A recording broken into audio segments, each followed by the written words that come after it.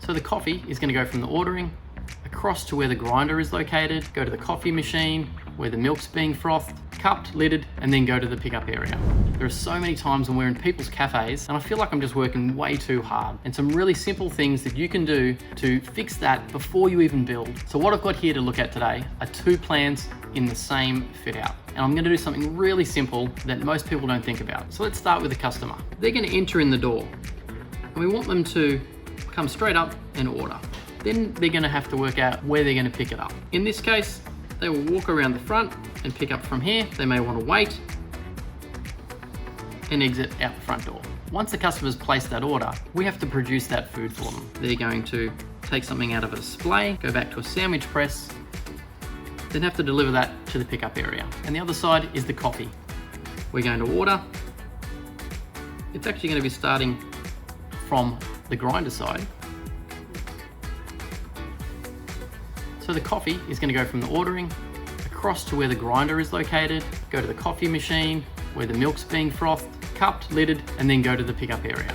So when you start to look at this plan, you can see it's getting really tight right here in the middle. Just simply having that grinder on the wrong side with coffee is meaning that the order taker, if they had a keep cup or a BYO cup, essentially has to walk behind the barista and place it in the queue on this side. The barista is going to work on that coffee, then they're going to turn around and have to bring it back to the pickup area.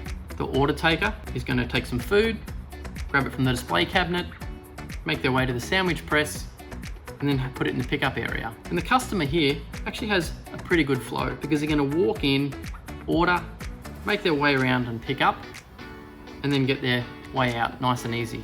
They're not bumping into the actual other customers that are in the shop. So this is the other plan, and you can see there is just one small change where the coffee machine is. We still need to fix where the sink is, so we're going to move those two up to here. If you're going to move a sink away from a coffee area, you want to put in a jug washer because that's going to allow the barista to wash his jugs and wash a cloth as well, just to keep that service ticking along nice and fast. We're going to follow the customer first. So again, they're going to come in, they're going to order, they're possibly going to have a seat and wait, then they can pick up and get out the door.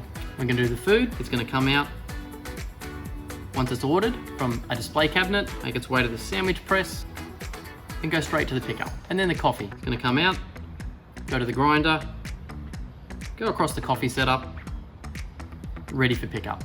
So with this option, you can see that there is far better workflow than the other one. There are far less points where the coffee or the food is going to be clashing with each other.